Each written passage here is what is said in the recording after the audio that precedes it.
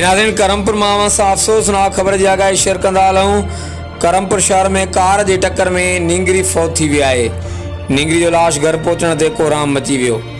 मिलियल ॼाण मूजिबि करमपुर शहर में रोशन क्लिनिक वेझो रिवर्स कार जे टक्कर में करमपुर वासी 8 साला नींगरी आरफा धीअ अब्दुल बासित नसीराणी शदीद ज़ख़्मी थी पई। शहरनि ऐं वारसनि ज़ख़्मी नींगरी खे इलाज लाइ करमपुर जी निजी अस्पताल मुंतकिल कयो। नींगरी शदीद ज़ख़्मी हुअण सबबि खेनि सखर अस्पताल मुंतकिल कयो पियो वियो त नींगरी ज़ख़्मनि जा सूर न सहंदे रस्ते में फौत थी वई। ॿिए तरफ़ नींगरी जो लाश घर पहुचण ते कोराम मची वियो। वाक़े जो केस दाख़िल न थी सघियो।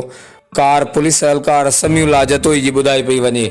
हर वक़्तु आगाह लाइ ॾिसंदा रहो JTN वेब न्यूज़ करमपुर।